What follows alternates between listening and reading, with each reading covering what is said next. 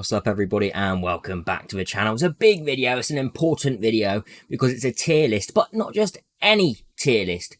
Please remember this will be an overall tier list for late game, okay? These are the heroes that you want most and are most used in entire content. Okay, so it's not based on Awaken 0, it's not based on Awaken 3 or 5. We will mention some of those feats, but this is an overall tier list for the entirety of the game, including the likes of Immortal Codex, Arena, is PvE, PvP, where these heroes are used the most in the game. If you summon one of these, then you are definitely going to want to put skills on that hero. Remember, all of these as well are ranked in the sense that they are fully skilled up as legends, and it should be a very good guide to you that you can safely upgrade the skills on certain legends towards the top.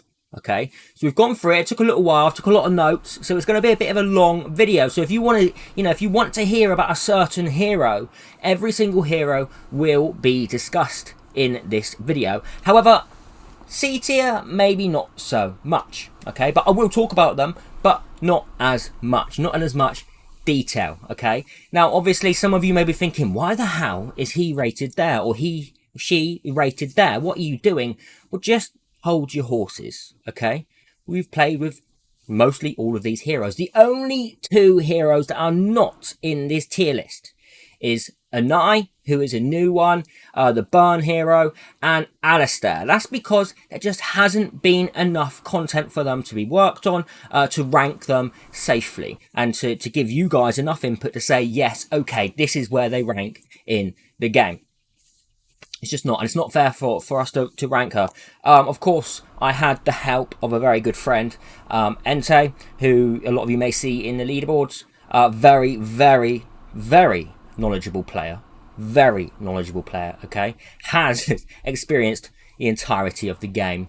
And I take his word so strongly on suggestions as well. We went through this together. He did say you're not allowed to shout me out, but I've done it anyway, just because I am. So, it's been worked on a lot, with a lot of thought into it, okay? So, trust, okay? You may be earlier on in the game thinking, well, this is a late game tier list, Carzak. So what good is that going to do? The good thing is, you are safe with those heroes if they're ranked high, because you know, even if you upgrade them earlier on in the game, they are going to be extremely valuable for you later. And like I said, if you pull any of the top heroes in summons, it's time to get excited. So without further ado, no more talking, because the video's going to be long enough anyway. I've just ranted on for 3 odd minutes, about nothing, really, about nothing. So let's get on with the video. But before we do, make sure you click like, subscribe and comment below to help this channel grow, and of course get notified of future content. So let's get into it. Let's have a little chat. Remember, it is a most wanted overall late game tier list for usage throughout the entire game. It's not set to specific areas. It's not like, okay, this hero for Gear Aid 1, this hero for Gear Aid 2. It's for heroes that are good through the entirety of the game, PvE and PvP. C tier. And remember, Alistair and Anai are not in this ranking if you've just skipped to this chapter, because we can't currently rank them. C tier, we have Dasomi, and I am going to quickly move this over so I can point to the heroes, okay? Because I know some people struggle to recognise certain heroes, so I'll point them out as I'm talking about them. So we have Dasomi. She's just not a good healer. She's just not. Her kit is currently not useful in comparison to other healers. It's as simple as that. She just doesn't have as good a kit as the healers above. And, you're definitely not going to use her anywhere near as much. Next up, we have Kai in this list. Again, in comparison to the other piercers that we have, his kit is just simply too weak. Okay, it's just too weak. The same as Apsam. He doesn't do enough damage. He's got a nice idea behind him. I like him as a ground piercer, but he just doesn't do enough damage. Okay, and he's not using a wide enough amount of content in the game. Now, Gazelle, and not a lot of you will have Gazelle, but she's just got terrible, terrible multipliers. She really needs a rework, okay? So maybe with a rework, she will move up in the future. But for now, she literally sits here. You're not going to use her anywhere. You're not going to use it anywhere. Kineza, yes, I know. I did a video back along on Kineza.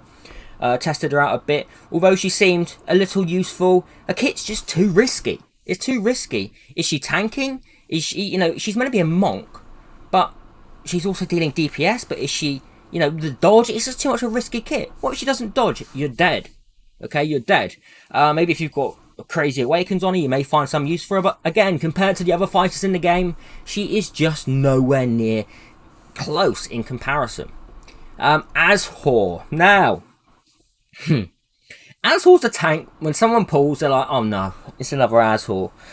I did say Azhor. I know he's got another little meme for him, but he just currently isn't used anywhere.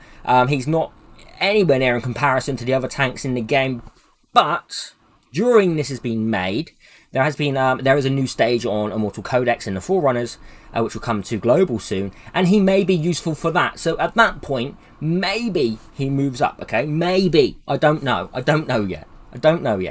Next up we have Orim, who is a new infernal tanking hero. Now, he has an interesting kit, okay, but what the hell does he want to do? You know, he's a tanking hero that attempts to deal damage, but he just doesn't deal enough. And we can talk about that a little bit later in comparison to another tank that does deal some damage. So, you know, like, his kit is just a bit bizarre. Maybe, again, these heroes in CT hopefully do get a rework. Kaid, you know, he's not useful in the majority of the content. He has a very niche use, okay? You may find use for Kaid, but only with certain heroes and only in a specific area. His kit isn't good enough, really. But, you know, he's got a really cool design. I like Kaid, but he's just not good enough. And definitely do not build him. Definitely do not build him. That's why he's in C tier. It's just not good enough in enough content. Durza. Again, it's another Chaos faction, but he's not even viable for his own faction. He's just not good enough. Okay? Don't build him. Don't use it. Try and use him anywhere. He's just not good enough at the moment. Maybe in the future, like I said, he gets a rework. Now, Zealous. Zealous was one of the OG mages in the game who was able to help us clear Gear Raid 1. However, Zealous has become very dated. He's become very, very, very dated. So no longer should anyone really be using Zealous compared to, you know, if you have to, you have to. But he's just no longer really any use. So that's it for our C tier. And we're going to move up to our B tier next. So, Carnelian.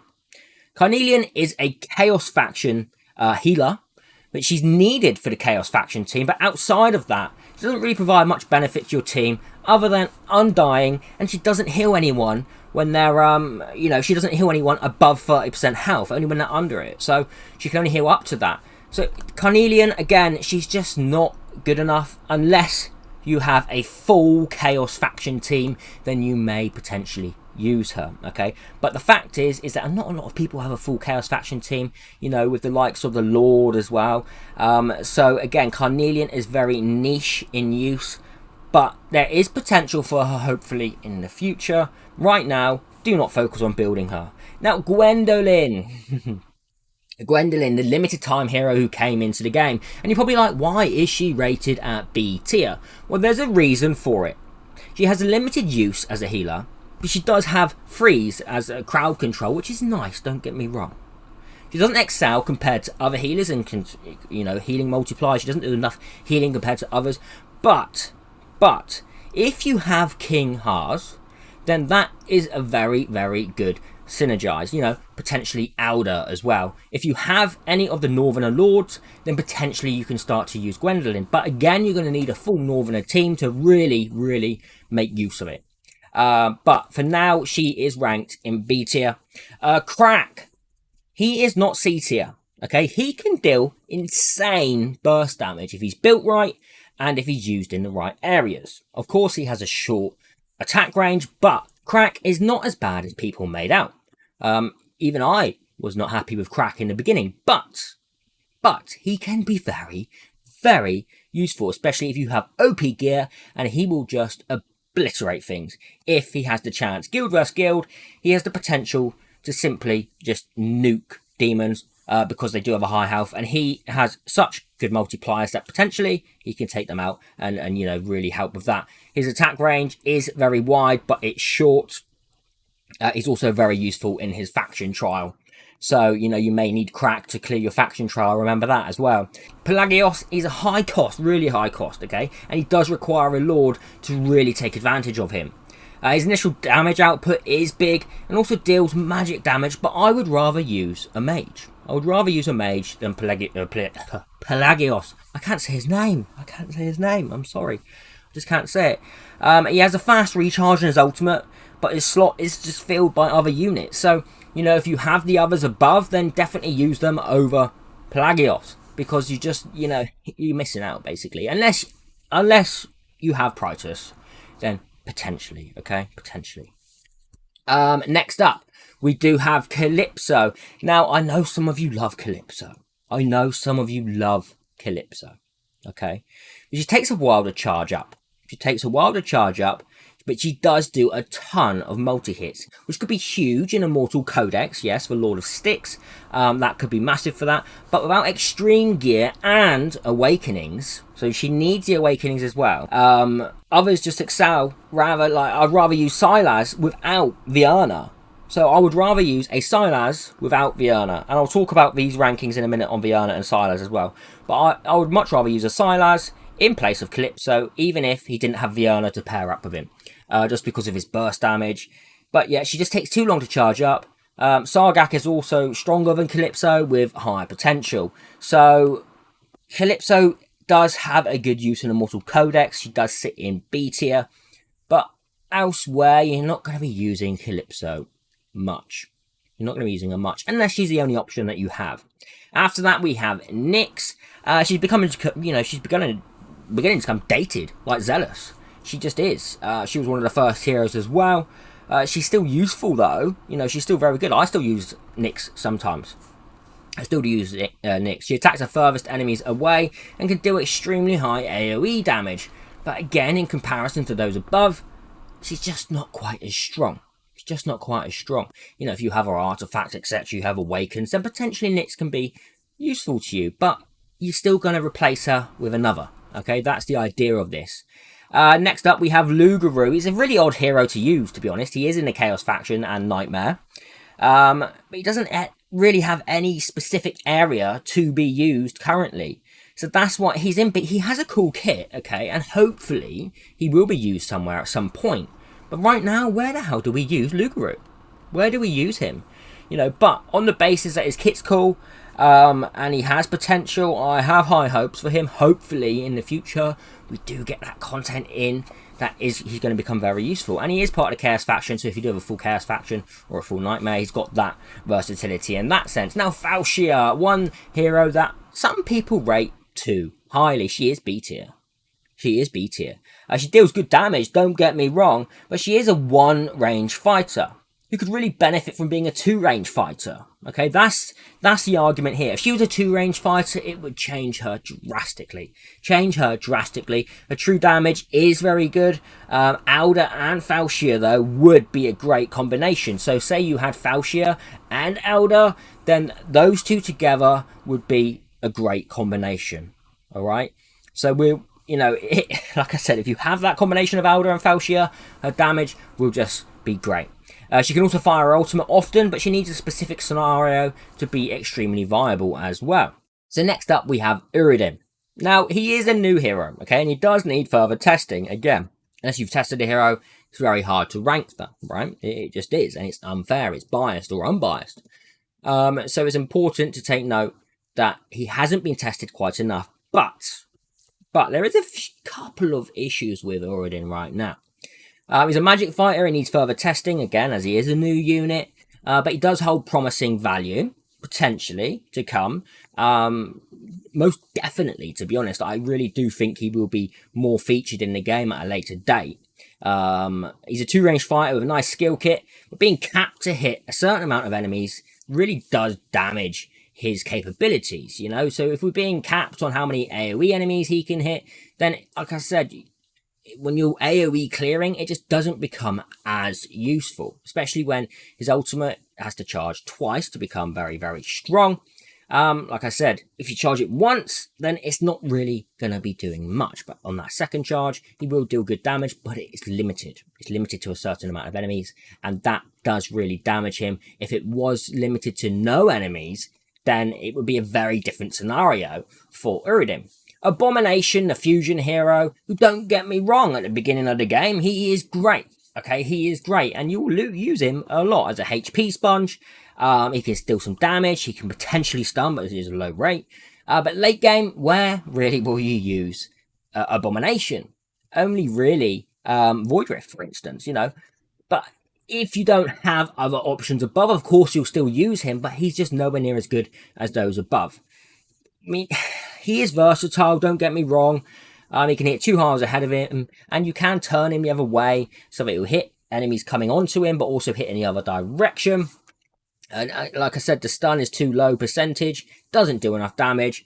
He's got a PvE use, but you're never going to use him in PvP. You're never really going to use him in PvP. Next up, we have Kriya, who does have a low-cost ultimate. It can fill gaps if you do not have certain mages. She's not bad, okay? She's not bad at what she does, but there's just better choices in the mage department currently. So on that basis, that's where she sits. She's got a limited target with ultimate as well. So like 10 enemy ultimate capacity, very similar to Auradin in that sense, and that damages her. If there wasn't a capacity there, potentially maybe she would be a little bit higher, but that does cause her issues. Obviously you would need Awakens on Kriya to get full capacity from her as well. The Stormcrows are pretty cool. They did slightly rework her, but I'm not sure if it's quite enough of a buff at the moment to make her much more useful. Now Shamir, Shamir, who did become a big meme in this game, right? Shamir has been moved, say, from C to B. He's not in C. He's not in the C tier. But he would need to have such stacked stats to even make him useful. Okay? You would need to have crazy stats with crazy attack speed to make him useful. But he still does sit in B tier. What he does, basically, everyone else does better that's in his class. It can only single target, but his ultimate does do an AoE hit. However, I would rather use Mari than Shamir, especially due to the fact that it's a huge investment as well. So I would rather use Mari than Shamir. Okay, at least she can freeze all those enemies in sight. She's got a great basic attack for freezing as well. So, honestly, Shamir, I think someone made a video saying he was useful. No, he's not. No, he's not. Maybe if you have giga stats, maybe he's useful then. But other than that, no, he is not. Okay? No, he is not. No. Don't even try it. Don't even try it. Lucia, he's a rather new hero. He is a cultist. Stacking his sand erosion can become an issue because, you know, it takes a while. You've got to kill for it to then stack more. It's a good concept of a kit, but it's not the easiest to use and not the easiest to take advantage of. Anti-heal as well is a niche use. He's not bad, he can do damage, but again, there are better choices to use and invest into, because these heroes aren't cheap to invest into with their skills. So he's very similar to Kriya in a sense. He can do very similar to Kriya, but his slow is 50%. If you don't have any other options, then potentially you have to use him, but you may be better off going into the epic route. You know, even Mari, for instance, but he can do damage, don't get me wrong.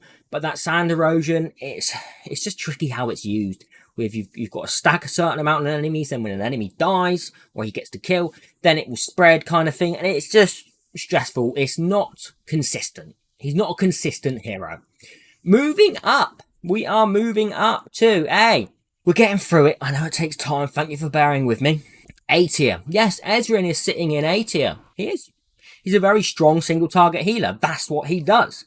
But he does have an automated ultimate, so he isn't controllable in that sense. I'd rather use Vortex or one of the healers above in comparison. You know, again, I know Gwendolyn is underneath him, but if you have Northerner Lord and Northerner team, Gwendolyn will come out on top.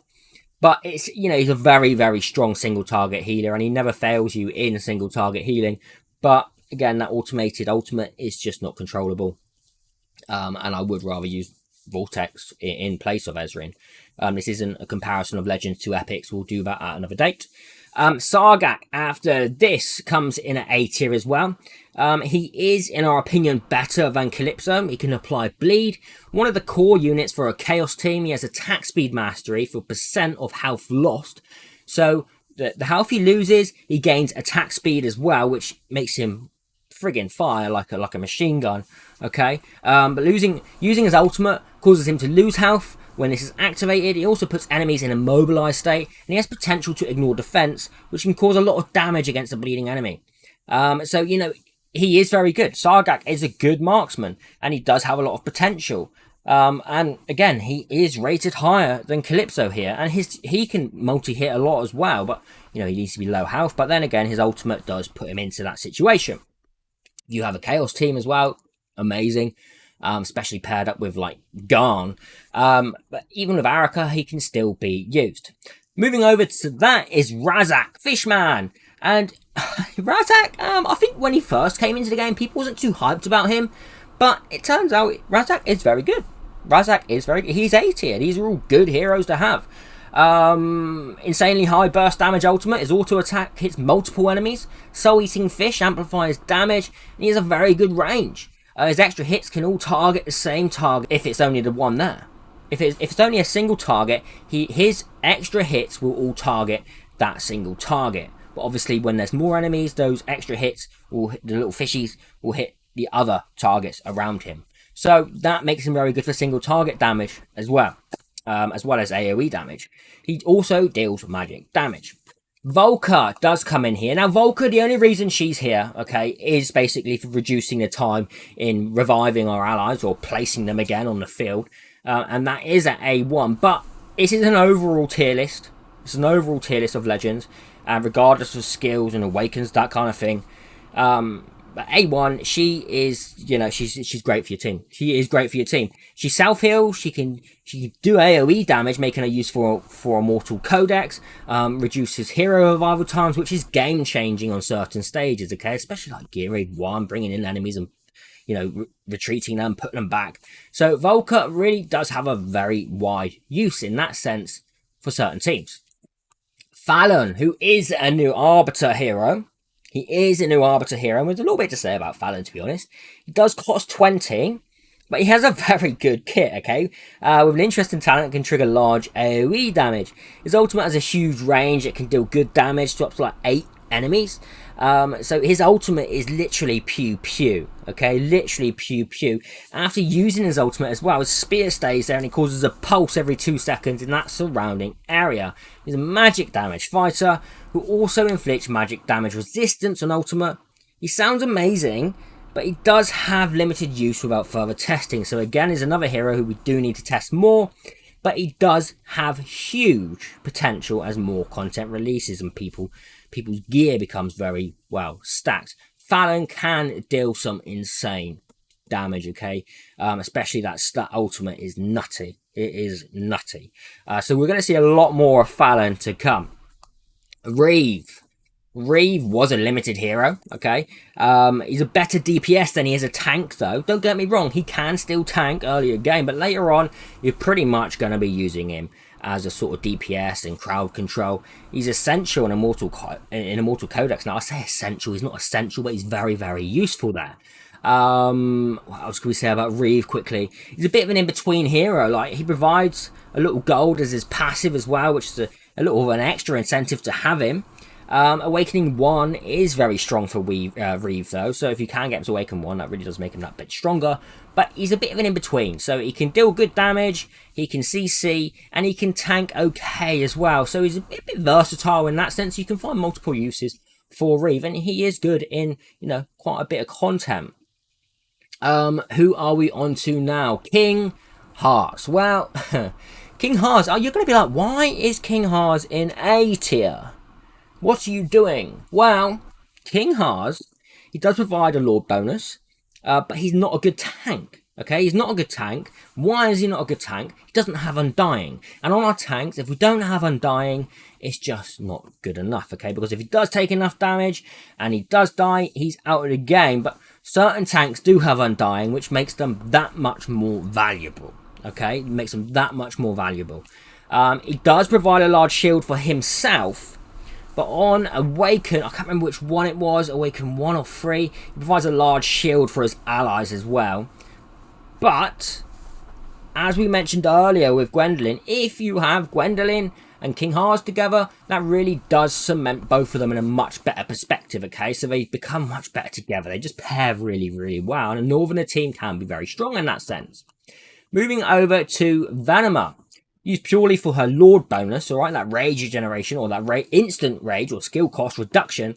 It's just massive, you know, especially like in Arena. People love it, okay? Throw her in your team, it affects anyone. It affects anyone. You don't get the stats for everyone, but you do get that skill cost reduction, or the, you know, the rage count, whichever one it is. But I would much rather place a different hero on the battlefield, unless she is A5, due to applying the curse often. But if you don't, you know, she's not, you don't really want to, you don't even need to build her up, okay? You don't even need to build her up, just use her for that Lord skill. Unless she's A5, then you're going to really want to build her, but she just doesn't do much damage. You may need that little bit extra for whatever you're doing, but you're going to leave her there in grayed out on your team, just for that boost, and not place her on a battlefield. You're much rather going to want to place a damage dealer on a battlefield than Venema, or another healer, or potentially a fighter or a tank. But just leave her on the bench. Leave her on the bench. That's where she belongs, okay? Viana. Viana's place in this game has deteriorated slightly. She is a tier, okay? But Viana's main use now, her main reason for getting a Viana is purely to make your Silas godly, okay? That is the biggest thing Viana does for all of us at the moment. If you have Viana,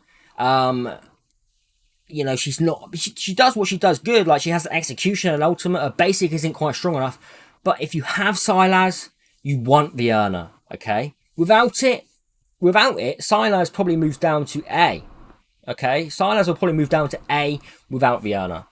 May potentially S, but he would not be S+, okay? But Viana, that is her massive factor in this game right now. That bond between her and Silas to just pump his damage crazy. So that's great. She is a very good AoE mage though, especially for Gear Raid 1, okay? So you can use her great in Gear Raid 1, but outside of that, you're not going to be getting as much use. She may help you in Void Rift. But, you know, she's just not enough damage on her basic. You know, her ultimate is very good, but it's not enough. It's not enough. Her use is for Silas. She has just become a hero you need to boost the damage of a better hero. Moving over to Nocturne. Now, don't be fooled by Nocturne being ranked at A. It's still very strong. Okay, he's the strongest single target damage dealing mage in the game. Okay, so the single target, Nocturne is the strongest. Simple as that. But there are reasons why he's placed here, because others are just better. Okay, 30 seconds high damage ultimate with true damage potential and an extended range. However, like I said, there are better choices higher in the list that deal more significant magical single target damage.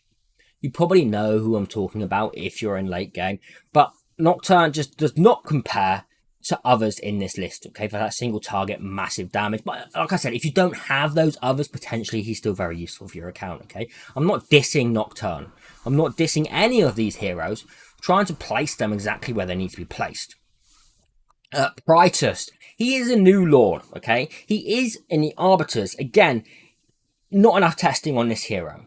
But from what we've seen, he seems to be A tier right now. Maybe if you've got a full Arbiter team, he is nuts, okay? But on his own, he's still A tier. Just because there's not enough testing to do, it's hard to rank him. His tats are insanely high, but he does cost 25, okay? He does cost 25 to use, but he is a lord.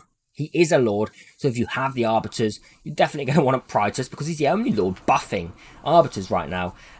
So on that basis, he's great, but again, he does cost 25. Morrigan. And some of you, again, are probably going to be like, why the hell is she ranked at A?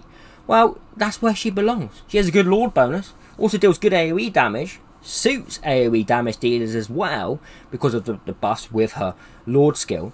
But her multipliers just aren't good enough. She just doesn't do enough damage. Okay, but don't get me wrong, her Lord bonus is great, especially for other AoE damage dealers. So in that sense, she is very good. But this is where she sits in A. And you're probably thinking, yeah, but why is Demi up there? Well, there's a reason why Demi's up there. Okay, there's a reason why Demi's there, and we'll get to that. So Eileen, she has a massive healing range with good healing values, but she also does reduce the damage of your allies by 15% with a certain layer of stacks of Moonlight. She hasn't got a huge kit, but what she does is very, very good.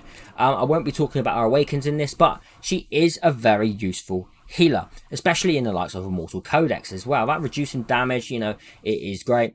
So we're going to talk about Lyre and why Lyre is in S tier as well. I have to place her in S tier just because of how much easier she can make your guild boss runs. Okay, just because of that, she is massive for you in that content. Okay, huge. I know we said we wouldn't be specific on content, but I cannot put her any lower just because of that, making it so much easier. A combination of damage buff plus she is a Lord, and rage regeneration on that ultimate.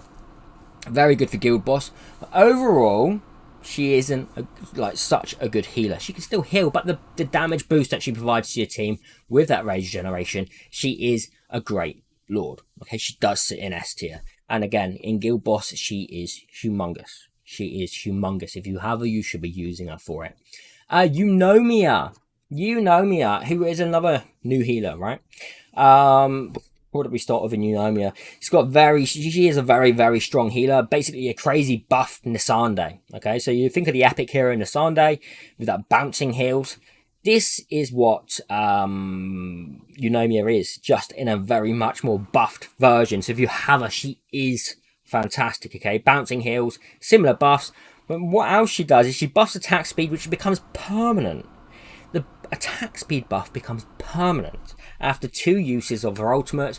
Also cleanses all allies in range every 30 seconds. She has a great kit. I really like Eunomia, and that bouncing heal is so strong. Okay, it's so strong. So if you have her, you should be using her as a healer. The buffs are just too great as well. The healing's fantastic. She has a cleanse. Eunomia is great. Now Sadie is up next, the final healer in this. A lot of you should be used to Sadie. Great for reducing damage by half. Also has a 15% damage decrease on her talent, which is being used all the time, along with being able to passively heal. Now remember, that is a 50% chance on your ultimate, unless you have her A1, where both buffs happen simultaneously, where she replaces lost health of that hero after her ultimate ends, and extends the max health of your hero. But her main factor is, of course, the fact that we can reduce incoming damage by half. Okay, that is massive. You've seen it happen in Immortal Codex. You've seen it used in Gear Raid 1. If your team's taking too much damage, put her next to them and you will reap the benefits. Allura. Yes, she is S tier. I know. Some of you don't like Allura, but she is very good. She's not bad at what she does. Upon crit, she also causes splash damage to enemies close to the main target. So if you're critting an enemy, the main target, she's going to do like 25% splash damage, I believe, to surrounding enemies. She's also a 12 cost hero who's perma invisible outside of her ultimate. So she's never like actually there to be attacked unless she's using her ultimate. When she is in ultimate though, she causes double attacks and increased damage to airborne units. She can cause a good steady AoE damage output, but she is very gear dependent, okay? You need a ton of attack on her. She is very gear dependent, but again, those double attacks in ultimate causing splash damage, she can do some serious damage in the game where you need her. And again, she is permanently invisible unless she's in that ultimate status. So Allura definitely deserves to be an S. She's a great marksman, okay? She's a great marksman. Take advantage of her. Setram. Where do we begin with Setram? And let's just say, for instance, you had Twin Fiend. Setram would be S+, okay? But on his own like this, again, he is S. He is S. I'm sorry. I have Setram. I hardly ever use him because I don't have Twin Fiend. I want Twin Fiend so badly. What can we say about Setram? He has a crazy attack range, great attack range. You all know that. crazy burst damage, which massively increases attack speed with extra damage against shields. When attacking the same target, he increases his crit rate and crit damage, which stacks up to 15 times. He's amazing for Guild Boss if he's paired with Twin Fiend, who, you know, I don't have, okay? And I'm constantly reminded of it. You bully me all you want. I don't have my Twin Fiend. I want my Twin Fiend. Maybe this weekend. Maybe this weekend. Who knows? Who knows? Maybe we do get him. We'll see. But Setram, you know, great hero. Great hero. Great for loads of content. Okay, loads of content. Especially if you don't have other heroes to use. On my account, I do. I just don't use Setram enough now. But he is a very, very, very good damage dealer. And he has a lot of use, okay? Karmet, the esotericist mage. What can we say about him? He's been really degraded due to Boreas, okay? Karmet's use now has been so degraded in comparison to Boreas. You know, before he was really, really strong. He's still very strong. Don't get me wrong, Karmet is still a great mage. Unfortunately, Boreas has just broken the game. But what else can we... It's his ultimate that really makes him strong. He destroys everything in sight during his ultimate, okay? But outside of his ultimate, he isn't quite as good. Okay, but it's his ultimate. When he's in that, he is fantastic. He's still one of the strongest mages to own. Don't get me wrong. I know he's an S. Can't put him in S+, just because of how strong the S+ heroes are. So Karmet does sit in S. He's, like I said, he's still a great mage, okay? He's still a great mage, and I love Karmet. But he sits in at S. Sits in at S. Another hero who I do love is Arrogance, and he is in S as well. Surprisingly, right? Or would you rank him there? Where would you put Arrogance? He's a very diverse fighter. Melee ground damage and anti-air. But he does have an auto ultimate. So you don't have quite as much control over Arrogance because it's popped whenever he feels like popping it. So in that sense, that does degrade him a bit. But he does do very good AoE damage. But that's only in his ultimate. He can be used in a variety of content, and he is a solid hero, okay? So, Arrogance is a great hero, don't get me wrong. S tier, these are all amazing heroes. You can see who he's ranked against, okay? You can see who he's ranked against to know he's very, very good. Valkyria. I love Valkyria. She's a great hero, okay? You should all love Valkyria because she is just great in the entire game. She really is. I mean, you may not use her in Guild Boss, but she's an amazing hero. And we're going to talk about why she's so good. Why she's so good. She's a great versatile fighter. She has an amazing kit with great single line damage. And that's a long line of damage. Oh, sorry. I'll leave that in. Yeah, she's got a really single line damage is really long and it's... Moving on. She can revive an ally that is inside that long line of range. She is inside that long range. And debuffs enemies with magic damage vulnerability. Increases her own attack percent up to 8 times. That lasts throughout the entire deployment. Okay, she can stack her damage, her attack percent 8 times. Okay, so she just gets stronger and stronger and stronger. She can hit anti-air units in her ultimate. And she also increases damage by 40% if she consumes a shield, which can be increased by 100 attack speed and an extra 100% damage, depending on the size of shield she has. You've got it. She pairs very, very well with the likes of King Haas and Elder as well. So you've got either of them, she can start pumping that damage in a long line. And again, to revive the hero, that it has to be on her line. She has to be in her attack range to revive that hero. Salazar. Some people may not like where I've ranked Salazar being S tier. But he's definitely no longer S+. He's definitely no longer S+. He is a massive damage dealing hero. His ultimate is amazing, okay? He's still a great fighter from early in the game. He also inflicts bleed upon enemies. But Salazar is definitely a hero who boasts a strong ultimate. Outside of his ultimate, not quite as good, but that ultimate is just crazy damage. You see what he does in Guild Boss. You can see what he does through the entire content, but you won't be using him everywhere anymore. Not thanks to the content that we've had brought out recently. But Salazar is still an amazing hero. Please don't think I'm dissing him because I'm not. I'm not dissing Salazar. I love my Salazar, and you should love him too. He is an S tier hero though, because the others above are just broken. Moving over to Arika. Arika, one of the lords I pulled very, very early in the game. Arika, where did we begin with her? Pretty simple. Her Lord skill, which increases the range of the paired faction. It increases their range of their tile, of their attack range, and that is huge throughout the game, okay? If you, not only that though, not only increasing the range, also increases the damage. Is it by 5% or 10%? Increases the damage by 5% per tile away. The further tiles away they are, the further the damage increase, and we're using marksmen. Even her paired with the likes of Idril, who used to be called Turiel, is huge during her ultimate because she has a 50% damage buff just by popping the ultimate. Arika is massive for your team of heroes, okay? Even if you don't deploy her, a Lord skill is fantastic. Ajax takes advantage of that as well, very, very well.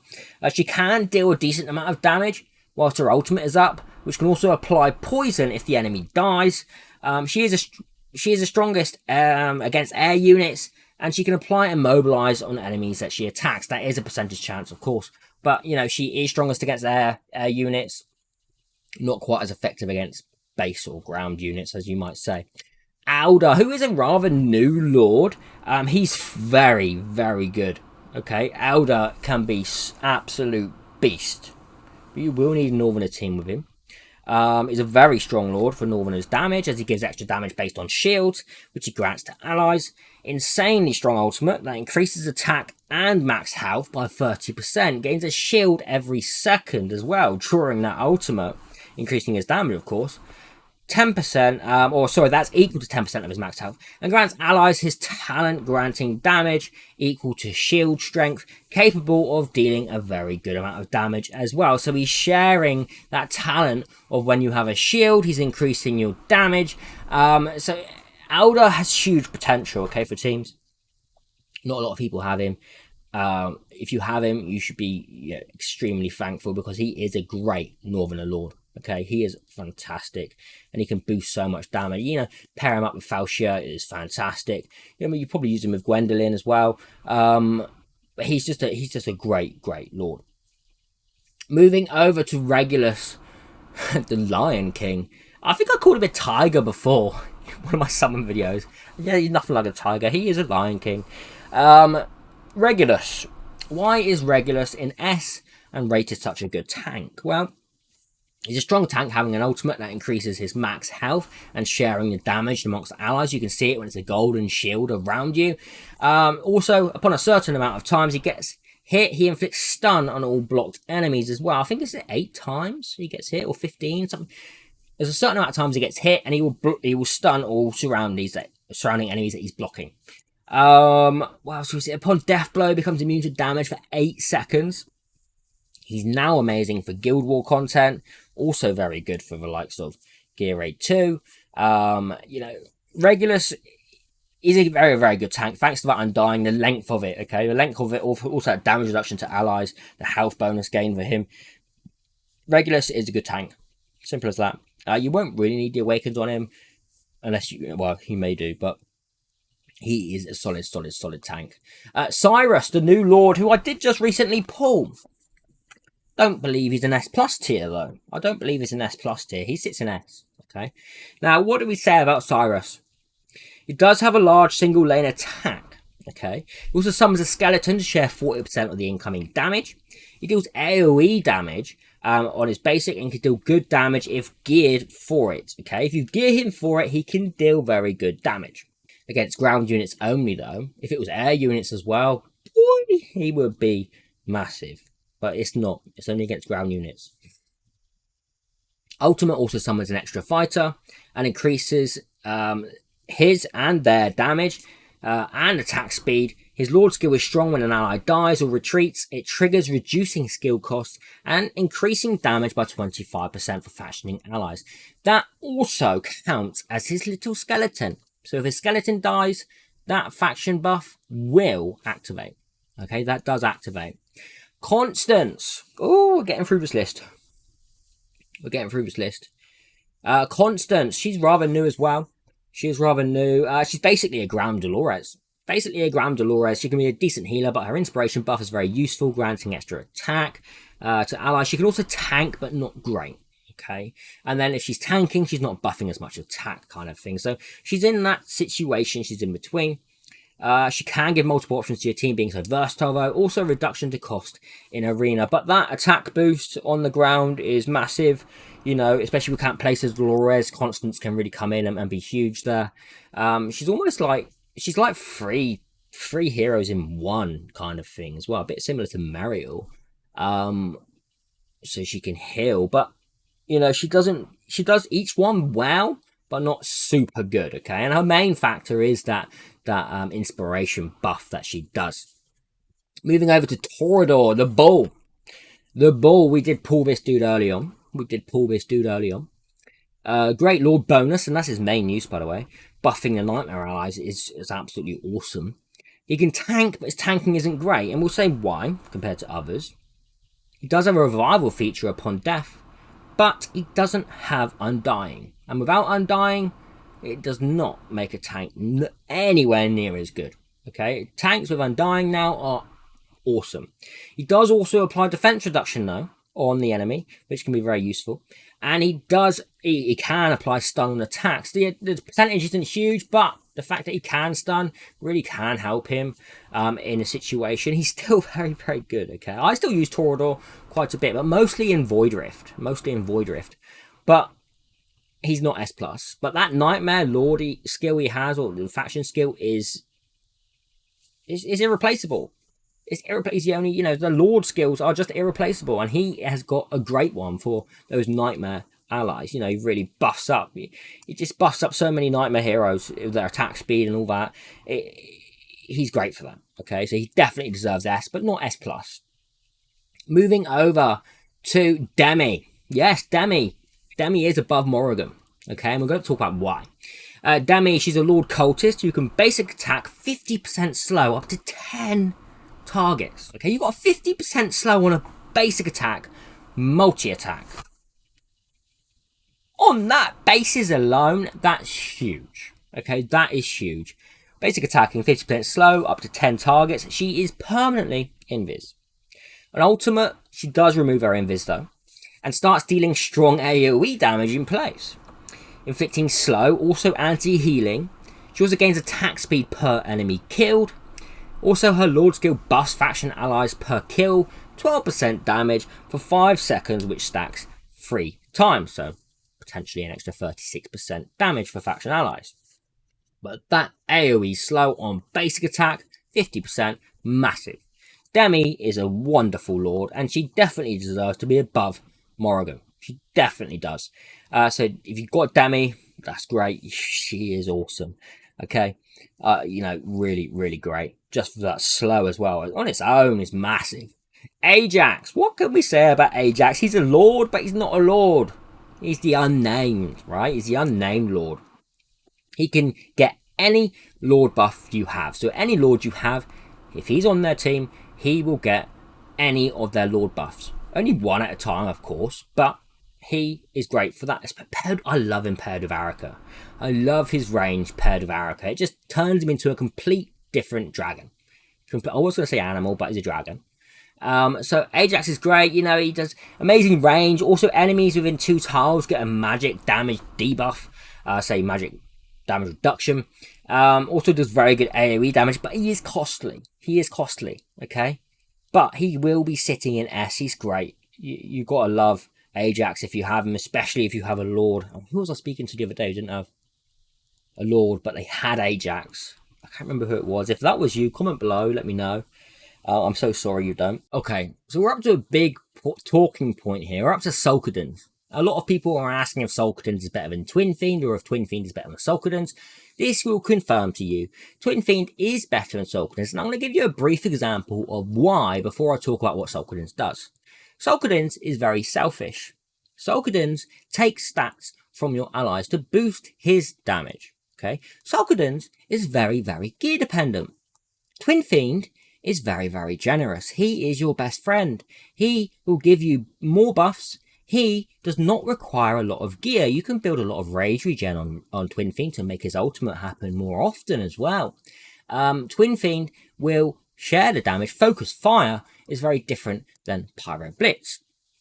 Twin Fiend, just all in all, is a much more generous lord who will treat his disciples a lot better than Solkadon's, who again is selfish. Okay, he is very, very selfish. Don't get me wrong, he does massive damage, but not as much damage as Twin Fiend grants to his infernal allies, who already do massive damage, remember. He just amplifies that damage so much more. Okay, we're moving on from the generous and the selfish. We're going to talk about Solkadon's now. Infernal Lord, who is similar to Twin Fiend, but not quite as good. Not quite as good. He himself can deal good single target damage, but he doesn't buff allies as much as Twin Fiend. Okay, he doesn't. But a very good alternative to him if you don't have Twin Fiend, don't get me wrong. His Pyro Blitz taking 70% attack and 80% crit damage stats away from his allies. Okay, he's taking them for himself. That's what he's doing. Selfish, nasty lord. Nasty, evil lord. But he will deal up to 800% damage and 100% splash damage to surrounding enemies. His ultimate also marks one target with the highest health, which all allies prioritize. Which, that's nice. But he doesn't have an exclusive yet. Okay? When he gets an exclusive, that may all change. It may all change. If he gets an exclusive and a good one, he could boost into S+. Okay? He could do that. But for now, he's too selfish. He's so gear dependent. Okay, he's so gear dependent. And again, he's just selfish. He just takes the stats from your allies, whereas Twin Fiend doesn't do that. And, you know, everyone joins in. Everyone joins in and has a party. Moving up to S+. Moving up to S+.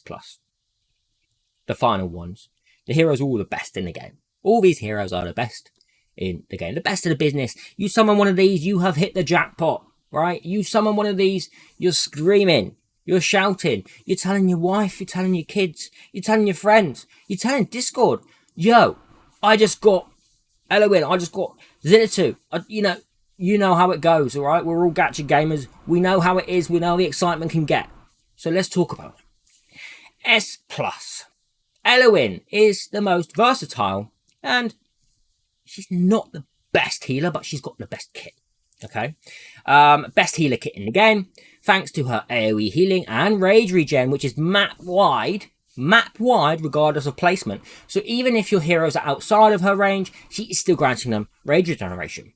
Her ultimate is a very strong heal over time, and it dispels all debuffs that are on your allies within range. Okay, we're important we note that. And her Wood Elf unit is OP and can be placed on any ground tile to heal anywhere on the map. Wherever you decide to place that little Wood Elf, that little healing Wood Elf, is it he or she? I don't know. But it heals so much, okay? It does amazing healing power, and wherever you need it placed, anywhere on the ground. Elowin is just fantastic, okay? And hopefully you all got her on the last banner. I did single pearl on my daily summon. I didn't mean to. I didn't need her. She was at Azer already, and she's not really dependent on awakens, but it gets her awaken 5, and that's a game changer. So we're on to Hatsu. Hatsu, how good is she? How friggin' good. She is an amazing hero. If you pull her early on in the game, you are laughing. She is like an account builder, okay? She is great pretty much everywhere, and she's just so strong, okay? She's so strong, and she scales so well, especially late game as well. So let's have a little talk about her and why she is just so good and why you should be so excited to have Hatsu. She's an amazingly strong AoE burst damage. Her basic attack bounce applies defense reduction.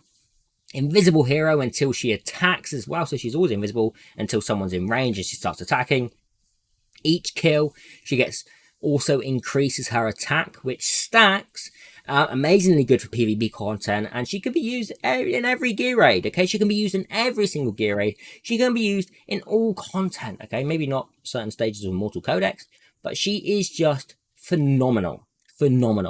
Absolutely phenomenal. So if you have Hatsu, congratulations. She is absolutely awesome. Moving on to Hex, a crazy strong Infernal. Okay, Hex is absolutely, again, phenomenal. He's S+. He is amazing. He's the strongest single target hitter in the game. He is the strongest single target hitter in the game. Okay, he can't attack multiple enemies, but what he does against a single target, he is the best at it. He is literally like, he will just hit so much at once. Okay, maybe consistently with DPS, someone may out DPS him, but his damage in a single hit is huge, which can really cause a boss or whatever to go from so much health to nothing. Okay, that's what I mean by he's the strongest single target hitter. Very strong passive, which can cause stun and also increases damage massively to an enemy under crowd control. Becomes invisible upon being attacked, also boasts a very long ultimate length and crazy damage increase on that ultimate as well. He's just, I don't need to say anything about Hex. He's just amazing. If you have him, build him, because he's just so good. So good. Okay. Sylas. Now, Sylas is an S+ because this is based on you have Viana. If you do not have Viana, he is no longer S+. Okay, simple as that. But he has to be an S+ because he's just awesome. But without S+, he's sitting in A, borderline S. He's yeah, so much damage, so much burst damage, just a crazy hero. But Viana does make him S+ thanks to his bond. Without it, he would be, alright, an A tier hero. Let's say he's an A tier without Viana, and that's just how much of a difference it makes. So if you have him and you're using him without Viana and you think he's amazing, just wait until you have him with Viana. Okay, this is Viana down. This is Viana down here. That's Morrigan. This is Viana. Unbelievable. Amazing damage during his ultimate. His damage increases and attacks ignore 50% defense. He also has Eye of Curse after stacking the same target for 5 seconds, which increases damage further. So he's just a burst monster. Okay, he can just cause so much damage. You will love Sylas if you have Viana. Okay, if you don't have Viana, you're gonna love him, but you're also gonna sort of like be like, Sylas, come on, just find Viana somewhere. So once you get Viana, he becomes insanely strong. Let's talk about Ardea. And when she came into the game, not a lot of people was like ranting about her, but when they started using her, they realized her full potential, and she is so strong. Okay, 4 tile range, attacking up to 7 targets at once. She has a huge base attack, which makes her an easy build, right? If a hero has a huge base attack on their stats without any gear, it makes them easier to build good. She also auto-triggered ultimate, which makes it less controllable, but it's fine. She deals more damage upon losing health. She can also inflict bleed, along with arena cost reduction. She's fantastic in there. She can be used in a huge amount of content, but not gear aid free because she does not hit flyers. Okay, she doesn't hit flyers, but she is extremely strong. Extremely strong. Next up, we have Zillitu. And we love Zillitu, right? We all love Zillitu. I love Zillitu. I will love her more when I get my Twin Fiend, but I do love Zillitu. Magic damage, single target fighter. Can also hit air units as well. She's not just down for ground. She also hits air units. Crazy strong ultimate, thanks to a huge damage multiplier, which increases by 1 second per kill as well. So she extends that ultimate. She extends it, which is fantastic for prolonging it. Another hero does that, we'll talk about in a moment. Also being part of Infernal, she just pairs amazingly with Twin Fiend, like hugely. She's mostly used in Guild Boss, but she can be used throughout the entire game. Okay, the entire game you can use Zillitu. She's great everywhere. She is just great everywhere. Next up, Cerberus, who is a Chaos or friggin' cultist faction. Cerberus. He's got a great kit. Okay, he's so good. He is so good. His AoE pool of damage does, just a ton of it in an AoE range. What else can we say about Cerberus? He's one of the core units for Immortal Codex. Extremely strong in Arena. He's just got a great kit. He is unhealable though. He is unhealable, but he can self-heal with Lunacy Visor artifact, which is massive. So put Lunacy Visor on him. You won't regret it because it just makes Cerberus so much stronger. If you're lucky enough to have him at A5, congratulations, because that reduces the amount of damage he takes from him dealing damage. Like, I think it was down to 5% or something like that. I think it's 5% instead of 10, something like that. But it makes him so much more better. So Cerberus is an awesome hero used in so much content and absolutely massive for Immortal Codex now. Valeria is awesome as well. S+ hero. She's fantastic. She is fantastic. Guild boss, she just obliterates. We'll talk about it a bit more in depth. Extremely high damage fighter. Has a great kit. She also has Undying on her ultimate. So she's in ultimate status. She's not going to die. And then she deals a huge amount of damage through it as well, especially at the end, you know. Also inflicting vulnerability to physical damage. But overall, she is a high burst damage unit. Extremely strong in single target arena. And currently used in Immortal Codex too. So she's got a lot of uses. She's great for Guild Boss. I use her all the time in Guild Boss. Use her all the time in Guild Boss. Next up we have Brakir, the little dwarf, the freezing dwarf. He as well is just an insane tank who can almost be broken if you've got the right rage regen, the right stats, the right heroes around him. He is fantastic as a tank. Okay, let's talk about him. He's got a broken kit for a tank. Absolutely broken because he becomes frozen on a death blow, and enemies who are hitting him have a chance to become frozen themselves. Ultimately, he also gains freeze and a huge shield. Okay, a huge shield. And then, you know, if you've got enough rage regen and you can work it around, so if you use ultimate before he gets down to that death blow freeze, then after he's used his death blow freeze, provided you use ultimate before it, he could possibly have his ultimate back up again, especially if the rage regen unit. So Brakir is just massive, okay? He can almost be pretty much undying, okay? Pretty much undying. He's just solid. You'll love Brakir. He's crazy. He gives reduced damage to allies as well, one tile away. And when we say one tile away, I don't mean a plus sign. It's a square, okay? So any one tile in any direction, okay? So that's important to note as well. Moving over to Garn, the only Lord in Chaos. The only Lord in Chaos, and he's massive for it. There's a lot of strong heroes in Chaos. And he provides them with so much. So let's talk about Garn. He can also deal good damage. He can deal good damage if you gear him for it. Also a strong tank who can block a lot of enemies. I think it's 8 or 7, 8. I think 8 with the artifact, potentially. His defense scales up as well over time. His physical damage and magic damage reduction for allies is huge as well, you know, pairing that up with them. But his Lord skill is his winning feature here. It's just massive. 60% damage increase and 20% extra attack is insane. 20% attack and then 60% damage extra as well. Just humongous. These Chaos faction heroes deal enough damage as it is, but thanks to Garn, it's just amplified out the friggin' roof. Okay, Boreas. Remember when I did that test server video on Boreas and I said, like, this hero is amazing. He is amazing. And someone commented saying, yeah, he's going to be useless, or he's just way below par, or something like that. And my goodness, how wrong was you? How wrong was you for commenting that? I'm not going to bring it up. I'm not going to mention any names on it. But how wrong was you? If you're watching still, you might have quit the game. You probably missed Boreas, right? I didn't get him. I did try and summon for him, though. He's a broken mage, all right? You all know about Boreas now. He's huge news. And you all know how broken he is. He actually does need a nerf, okay? His attack range is just far too big.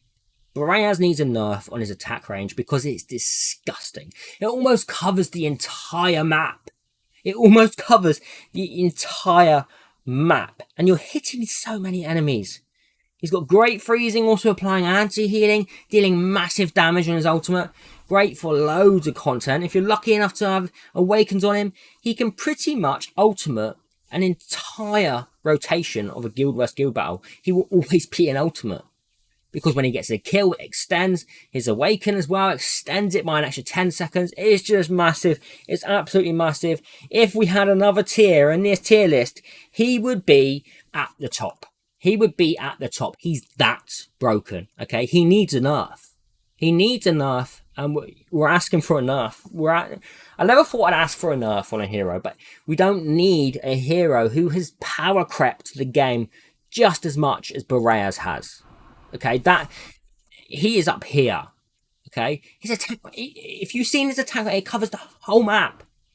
Like literally, there's like a couple of corners that are missing from it if he's placed in the middle. So he's just massive, and that attack range, if it's reduced a bit, would make him more sustainable. Okay, make it more fair.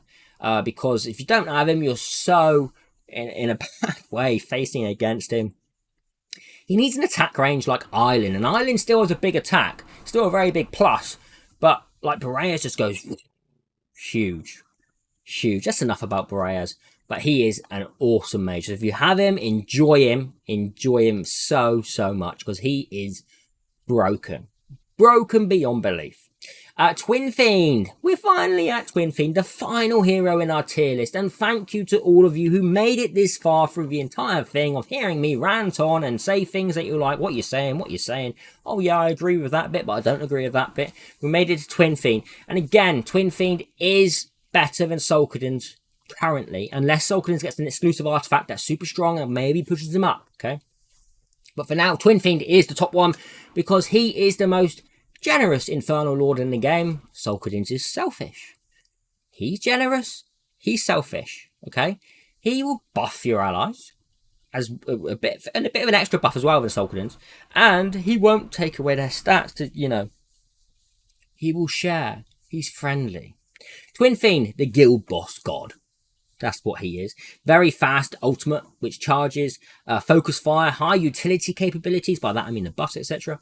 He can be built for rage regen. Okay, he's an easy build. He is an easy build. And increases your infernal team damage humongously. Provides huge buffs to your allies, rated higher than Sulkadin's, because he is easier to build. And again, he's less selfish in comparison. Sulkadin's take stats from your allies, so he can deal big damage. Twin Fiend shares. He's friendly. He likes to share. And then everybody joins in to deal big damage. And we all know that in numbers comes strength, right? I made that up. I didn't, because it's a very common used term. But in numbers comes strength. So that is it for the tier list. And I want to say to all of you, whoever made it through the entire thing, who watched the entire descriptions, who was probably driving, having it on speaker so you could potentially hear me talking about a hero and being, bearing with me while we talk, because it's not easy to talk about each hero at once. A lot of people will show a tier list, write some script, and leave that there for you. But sometimes some people prefer to have like an audio dialogue to go by. Some people can read and understand. Some people prefer to hear an audio dialogue where we compare to other heroes, etc. That just works better for them. So, it's better than just throwing up the tier list with no information, going, there you go, guys. There you go. That's your tier list. You have no idea how to use them. But there you go. That's what it is. So hopefully you enjoyed the tier list. I want to thank you all for watching. Thank you a lot. And your support to this channel means a lot. But don't forget to click like, subscribe, and comment below to help this channel grow. It means a lot to me. And you're all fantastic. You've all been fantastic. So thank you to all of you who are already subscribed, who watch my content. And click like, subscribe, and comment below.